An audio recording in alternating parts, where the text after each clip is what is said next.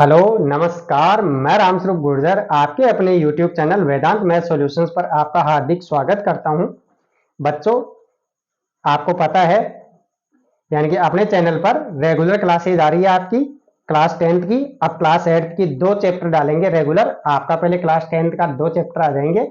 इसी के साथ में एक चैप्टर तो संडे तक जैसे आ ही गया आज, और अब आपको 8th क्लास के, फिर 5th क्लास के और सभी क्लासों के 6th 7th 8th सभी क्लासों के चैप्टर मिल जाएंगे। संस्कृत का, अंग्रेजी का, हिंदी का सारा कोर्स आपको यानी कि बोर्ड क्लासों का पूरा मिलेगा। और बच्चों, इसी के साथ यानी कि मैं उम्मीद करता हूं कि आपको वीडियो बहुत अच्छे से समझ में भी आ रहा होगा और बहुत पसंद भी आ रहे हैं। तो मैं उम्मीद करता हूं कि आप लोग इसको ज्यादा से ज्यादा शेयर करोगे, ज्यादा से ज्यादा लोगों को इसका फायदा पहुंचाओगे, और भी लोग इसको देखेंगे और बच्चे देखेंगे तो उनको बहुत फायदा हो। क्योंकि ये जो निःशुल्क क्लासों की जो मुहिम चला रखे हैं हमने, तो इसका फायदा ज्यादा से ज्यादा बच्चों को हो। तो आप अपने सहपाठियों, मिलने वालों, दोस्तों, रिश्तेदारों सबके अंदर आप वीडियोज को शेयर करो, लाइक एंड सब्सक्राइब करें। अब हम बातों को विराम देते हुए हमारी क्लास पर फोकस करते हैं। तो क्लास 10th का प्रश्नावली 1 का 1.1 का तीसरा क्वेश्चन इस वीडियोज में है। पहले क्लास में 2 क्वेश्चन डाल दिए थे, तो इसमें तीसरे का पहला है, जैसे कि 12, 15 और 21, क्योंकि इनमें अभाज्य गुणनखंड विधि द्वारा मैथ से यानी एचसीएफ और एलसीएम ज्ञात करना है, जो मैंने पहले अच्छे से समझा दी है। 2-2 संख्याओं का, तो 2-2 संख्याओं की जैसे ही 3-3 संख्याओं का करेंगे। चाहे 4 संख्या आ जाए, चाहे 3 आ जाए, 5 आ जाए, उनमें सब में आप एलसीएफ और एलसीएम ज्ञात कर सकते हो गुणनखंड करके। तो चलो करते हैं। इसका पहला क्वेश्चन है 12। तो 12 में देखो इकाइकांक 2 है, तो इसमें 2 का भाग जाएगा, तो 2 का भाग 6 बार गया, और 6 में 2 का भाग 3 बार गया, 3 में 3 का भाग 1 बार गया। इसी प्रकार 15 में 3 का भाग जाएगा, 2 का जाएगा ही नहीं क्योंकि विषम संख्या आ गई ना इकाइकांक। तो 3 का भाग दिए, कितनी बार गया? 5 बार, और 5 में 5 का भाग 1 बार गया। इसी प्रकार 21 में वही 3 का भाग जाएगा, 2 का जाएगा नहीं, विषम है संख्या, तो 3 का जाएगा ना, तो 3 का लिखो। 3 7 21 और 7 एकम 7। तो बच्चों यहां पर देखो 12 के गुणनखंड लिखो, 2 गुणा 2 गुणा 3, और 15 के गुणनखंड लिखो 3 गुणा 5, और 21 के 3 गुणा 7। तो एचसीएफ निकालेंगे। तो एचसीएफ देखो 2 गुणनखंड है, यानी एचसीएफ का मतलब होता है तीनों संख्याओं में जो गुणनखंड है वो तीनों संख्याओं में मिलना चाहिए। तो इसमें 2 गुणनखंड है, इसमें नहीं मिल रहा, इसमें भी नहीं मिल रहा, तो एचसीएफ के अंदर जो नहीं मिल रहा सभी में, वो नहीं लेंगे। सब में कॉमन आना चाहिए, न्यूनतम घात आनी चाहिए। तो यहां पर 2 नहीं मिल रहा, 3 है, 3 सब में मिल रहा है, और 1 बार ही है अधिकतम और न्यूनतम। तो एचसीएफ आ गया इसका 3। 5 इन दोनों में है लेकिन इनमें नहीं है, इसमें एक में। 7 भी इसमें लेकिन इन दोनों में नहीं है, तो एचसीएफ इसका 3 आ गया। अब लेंगे एलसीएम। एलसीएम कैसे निकालेंगे? एलसीएम देखो बच्चों, यानी कि इसमें 2 गुणनखंड है, 2 है, वो इसमें 2 बार है लेकिन इन दोनों में ही नहीं है, लेकिन 2 बार है इसमें, तो 2 बार ही लेंगे, क्योंकि एलसीएम का गुणनखंड जो होता है उसको अधिकतम जो है, जिस संख्या में अधिकतम है वो अधिकतम ही लेते हैं, जिसकी अधिकतम घात है उसी की लेते हैं। तो 2 की घात 2 ही लेंगे हम, 2 की घात 2। 3 देखो सभी में एक एक बार है, तो 3 की घात 1 ही है अधिकतम, तो 3 की घात 1 लेंगे, अधिकतम घात लेंगे बच्चों। अब इसी प्रकार 5 की घात 1 इसमें है, इन दोनों में ही नहीं है, तो 5 की घात 1 अपन ले लेंगे हम। इसी प्रकार 7 की घात 1 इसमें है, इन दोनों में नहीं है, तो 7 भी ले लिया।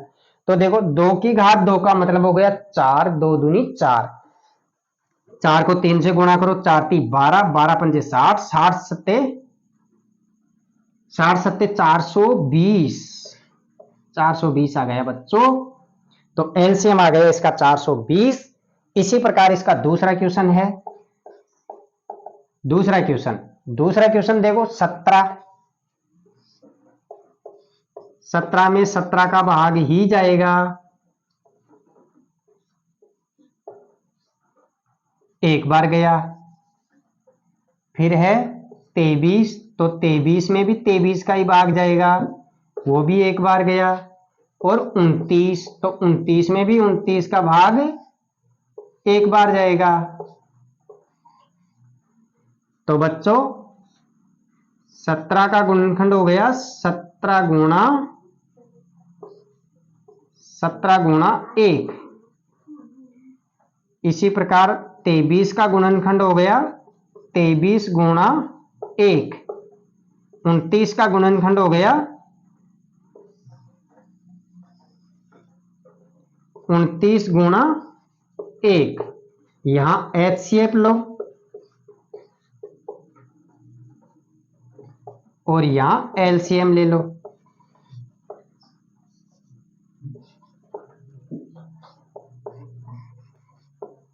तो बच्चों HCF, यहां देखो 17 इसमें है लेकिन इन दोनों में 17 नहीं है तो नहीं लेंगे। HCF में सब में मिलना चाहिए।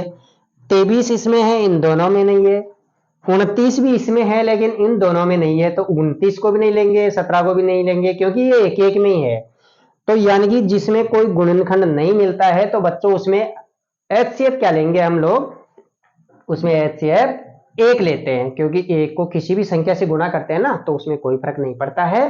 तो HCF आ गया इसका एक। इसी प्रकार LCM देखो 17 इसमें है लेकिन और में नहीं है, लेकिन 17 अधिकतम एक बार आया है तो 17 को ले लेंगे। 17 गुणा 23 इन दोनों में नहीं है, इस एक में है, और वो भी अधिकतम कितनी बार है, एक बार, एक बार अधिकतम लेंगे। और 29 कितनी बार है, एक बार, अधिकतम एक बार है, दो में नहीं है, एक में है। लेकिन जिसमें एक में भी मिल जाता है ना, तीनों संख्याओं में से एक भी संख्या में मिल जाता है तो वो अधिकतम घात वही ले लेते हैं हम LCM में। और HCF में तीनों में, तीन संख्याओं का लेंगे तो तीनों में मिलना चाहिए, चार का लेंगे तो चारों में मिले, पांच का लेंगे तो पांचों में मिले। दो संख्याओं का पहले बता दिए, अब तीन तीन संख्याओं का बता रहे हैं। अगर आपके चार संख्या का है तो चार संख्या का भी आप ज्ञात कर सकते हो, और गुणनखंड मैंने बेहतर तरीके से आपको पहले ही बता दिया है। तो बच्चों LCM 17 को 29 से गुणा किया तो 17 नाम 153 के 3, और 17 दूनी 34, और 15 49, 493 गुणा 23, तो 23 ती 69, और 23 नाम 260 और 6 13, 213, 21 आ गया, 23 चौक 92 और 21, 92 और 21 यानी कि 213 हो गए। 21,339 इसका LCM आ गया बच्चों।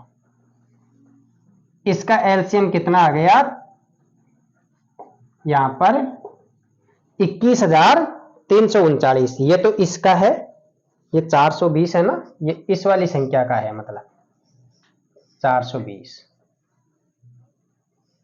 ये यहां पर है। ये दूसरा क्वेश्चन है इसका। तो बच्चों आप वीडियो को पॉज करके आराम से इनको एक एक क्वेश्चन को उतार लेना। इसी के साथ में अगला क्वेश्चन तीसरा आ रहा है। हाँ तो बच्चों इसका एक बार मतलब मैं बता रहा हूं।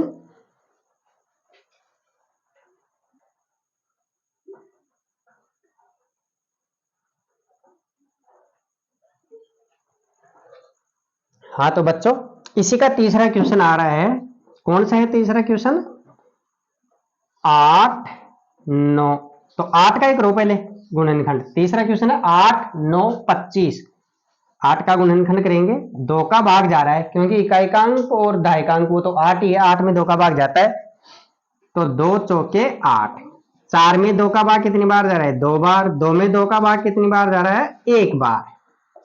इसी प्रकार 9 में बच्चों 2 का भाग नहीं जा रहा है, 3 का जा रहा है, 3 तिया 9, 3 का 3 में 1 बार। और फिर है 25, तो 25 में 5 का भाग कितनी बार, 5 बार। और 5 में 5 का भाग 1 बार। तो 8 बराबर 2 गुणा 2 गुणा 2।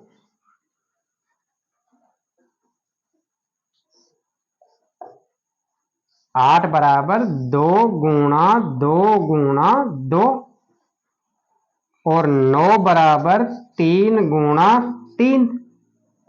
25 बराबर 5 गुणा 5।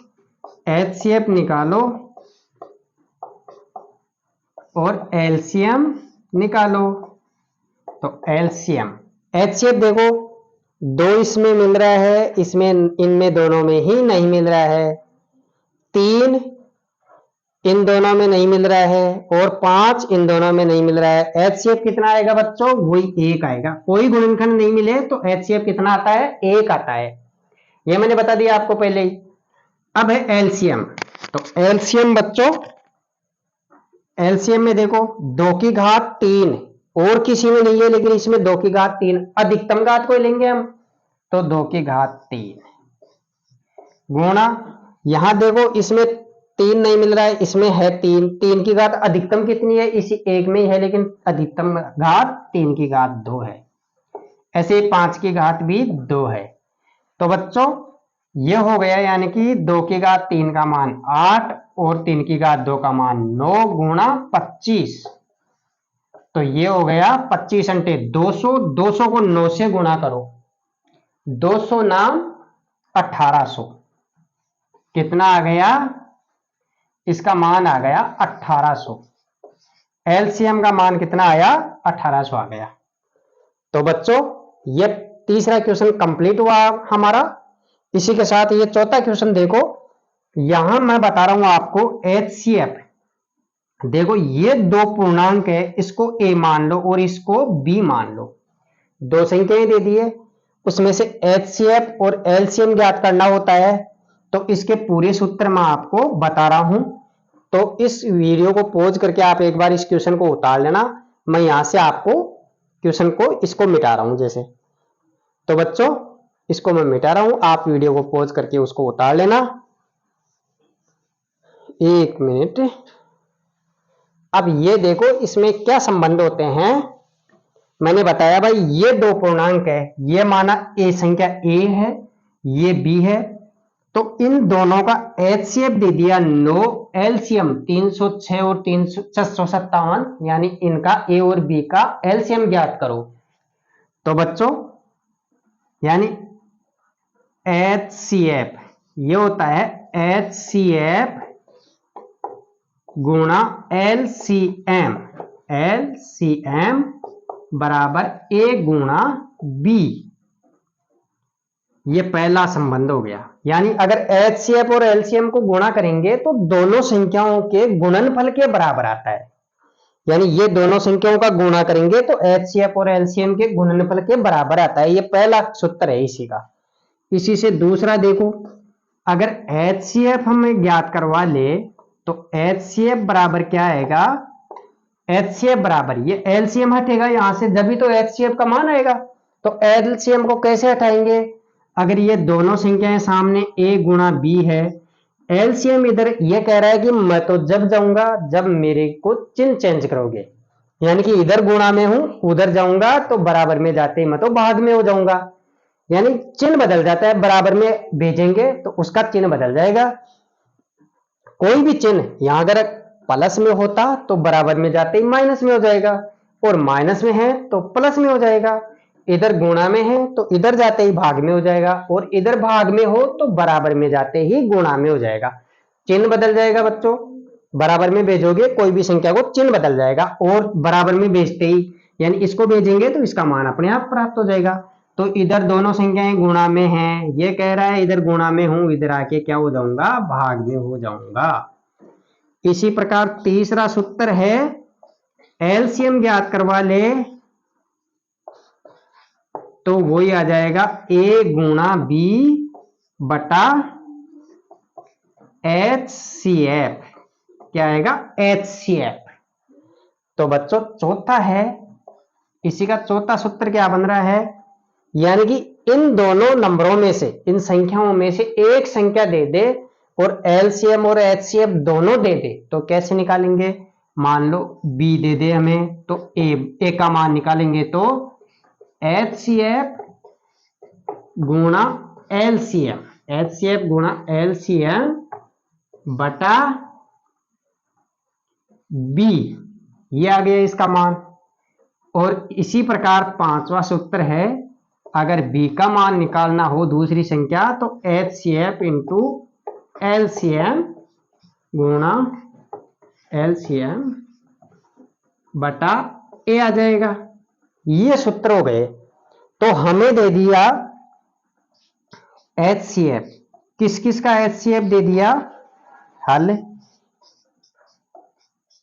HCF दे दिया बच्चों 306 और 457 का। कितना दिया है हमें HCF, बराबर 9। ज्ञात क्या करना है हमें, LCM ज्ञात करना है।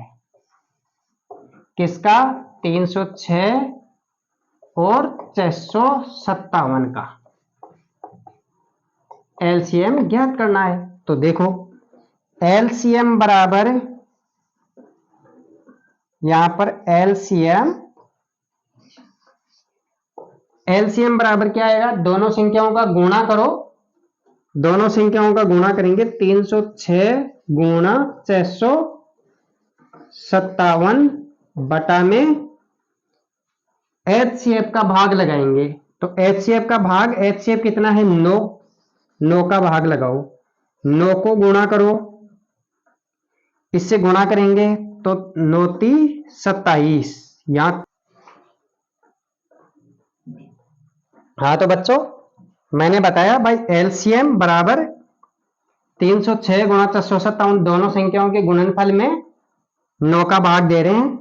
तो 9 से इसको काटो, 9 × 27, 3 बच गए, 3 के आगे 6 उतारे, 36 हो गया, 36 में 9 चौक 36, 34 बार कट गया। 34 को इससे गुणा किया हमने, तो जैसे कि 457 से गुणा करो, 457 से 9, इसको 34 को गुणा कर दो, तो यह आ गया हमारे पास, यानी कि 22,338 आ जाएगा। आप गुणा कर लेना इसको, है ना, ये आंसर आ गया। तो ये चौथा क्वेश्चन हो गया। अब इसमें हमारे पास 7 क्वेश्चन है, तो 7 क्वेश्चनों में से 4 क्वेश्चन हो गए, 5वां, 6ठा और 7वां क्वेश्चन अभी और बता देते हैं। इसको आप एक बार वीडियो को पॉज करके नोट डाउन कर लो। हाँ बच्चों, हमारा नेक्स्ट 5वां क्वेश्चन है, जांच कीजिए कि क्या किसी प्राकृत संख्या n के लिए संख्या 6 की घात n अंक 0 पर समाप्त हो सकती है। यह हमें जांच करके बताना है।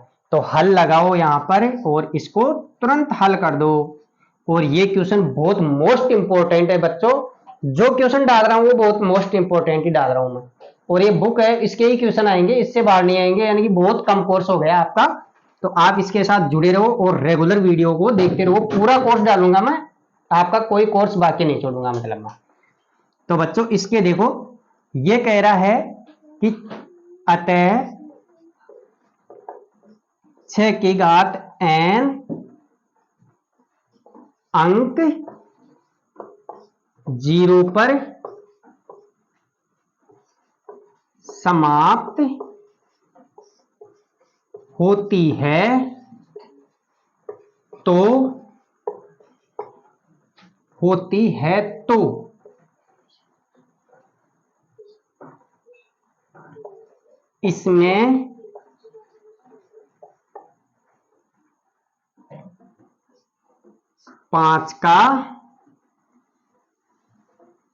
तो इसमें 5 का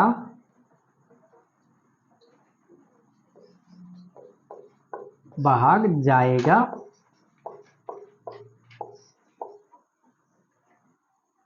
अतः लेकिन किंतु बच्चों अगर ये 6 की घात n अंक यदि 0 पर समाप्त होती है तो इसमें 5 का भाग जाएगा, क्योंकि 0 अंक होता है, इकाइकांक 0 होता है, तो उसमें 5 का भाग अवश्य जाता है। तो हम देखते हैं कि 6 की घात n के अंदर 5 भी गुणनखंड है क्या इसका, तो गुणनखंड करो। 6 की घात n, देखो बच्चों 6 की घात n बराबर 2 गुणा 3 की घात होल कोष्टक n, अर्थात ये हो गया 2 की घात n गुणा 3 की घात n। तो यहां पर किंतु 6 की घात n में 2 की घात n गुणा 3 की घात n है, अतः इसमें 2 व 3 के अलावा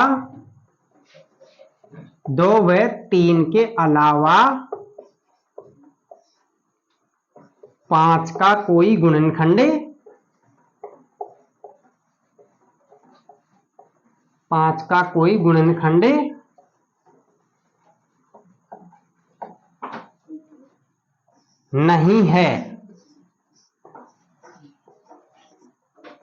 नहीं है।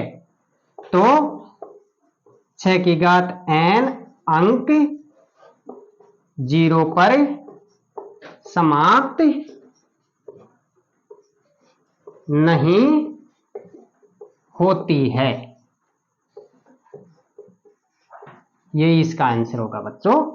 यानी कि 6 की घात n अंक 0 पर समाप्त होती है तो इसमें 5 का भाग जाएगा, किंतु 6 की घात n का गुणनखंड करते हैं तो 2 गुणा 3 की घात होल घात n और 2 की घात n गुणा 3 की घात n होता है। तो इसमें 2 व 3 के अलावा 5 का कोई गुणनखंड है ही नहीं। तो इसका मतलब 6 की घात n अंक 0 पर समाप्त नहीं होती है। तो हमने जांच करके बताया कि यह अंक 0 पर समाप्त नहीं होती है। अब देखो व्याख्या कीजिए कि 7 गुणा 11 गुणा 13 प्लस 13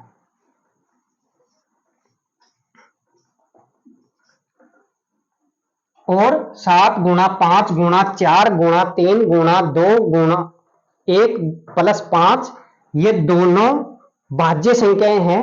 क्यों है, इसको व्याख्या करके समझाना है हमें। तो देखो 7 गुणा 11 गुणा 13 प्लस 13 बराबर, यहां से देखो ये सारी संख्याएं गुणा में हैं, तो गुणा में से एक संख्या कॉमन लेंगे। ये प्लस में है तो यहां और यहां दोनों में से 13 कॉमन आ रहा है। तो यहां देखो 7 गुणा 11, 13 तो आ ही गया कॉमन, प्लस यहां प्लस 13 में से कॉमन ले लिया 13 को, तो 1 बच गया। तो देखो यह आ गया 13 गुणा 11 को 7 से गुणा करो 77, 77 प्लस 1 यानी कि 13 गुणा 78। तो बच्चों 13 गुणा 78 का हो गया 13 गुणा 6, 13 6 78 होता है ना, बराबर 13 गुणा 2 गुणा 3, 6 का भी गुणनखंड क्या हो गया 2 गुणा 3। तो हमारी मान्यता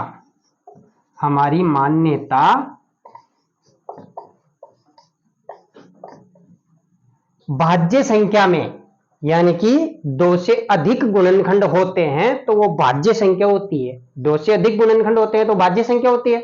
अगर अकेली एक ही संख्या का भाग जाता और 1 का जाता है, अभाज्य संख्या होती है। देखो अभाज्य संख्या क्या होती है, अभाज्य संख्या बराबर स्वयं संख्या व 1 का भाग जाता है। स्वयं संख्या व 1 का ही भाग जाता है, दूसरी संख्या का भाग नहीं जाता है। और भाज्य संख्या क्या होती है, भाज्य संख्या होती है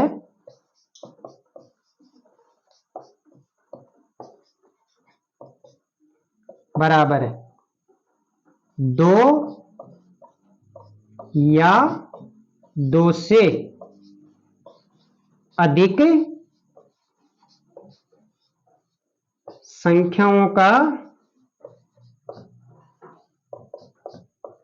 2 या 2 से अधिक संख्याओं का भाग जाता है। 2 या 2 से अधिक संख्याओं का भाग जाता है। तो यहां देखो 13 गुणा 13 गुणा 2 गुणा 3, यहां तो गुणनखंड 2 से ज्यादा हो गए, तो ये भाज्य संख्या हो गई बच्चों। इसी प्रकार ये दूसरी संख्या को आप लिखना 7 गुणा 6 गुणा 5 गुणा 4 गुणा 3 गुणा 2 गुणा 1। यहां पर अगर 5 कॉमन भी ले लोगे आप तो ये हो जाएगी 7 गुणा 6 गुणा 5 वो 5 तो ले लिया, 4 गुणा 3 गुणा 2 गुणा 1 प्लस 1। तो इनको वैसे ये तो इससे ज्यादा गुणनखंड हो गए, एक से ज्यादा हो गए ना, 5 भी गुणनखंड है। इनको योग गुणा करके योग करोगे तो 2 से ज्यादा संख्याओं का गुणनखंड है। तो ये दोनों संख्याएं क्या है, व्याख्या सहित भाज्य संख्या हो गई। तो बच्चों ये 6 क्वेश्चन हो गए। एक 7वां क्वेश्चन उसमें है कि 7वां क्वेश्चन भी मैं तुम्हें ये बता रहा हूं, उस क्वेश्चन को तो क्या लिखेंगे बोर्ड पर, तो काफी बड़ा है क्वेश्चन। क्वेश्चन का मैं सारांश में ही बता देता हूं, इसको मैं मिटा देता हूं, आप वीडियो को पॉज करके इसको उतार लेना। हाँ तो बच्चों नेक्स्ट इसका लास्ट क्वेश्चन है 1.1 का 7वां क्वेश्चन। इसमें देखो क्वेश्चन को पढ़ो एक बार, क्वेश्चन सबसे बड़ा है, क्वेश्चन के जितना समय अपने को हल करने में नहीं लगेगा हमें। किसी खेल के मैदान के चारों ओर एक वृत्ताकार पथ है, यानी मैदान के चारों तरफ वृत्ताकार रास्ता है, पथ है।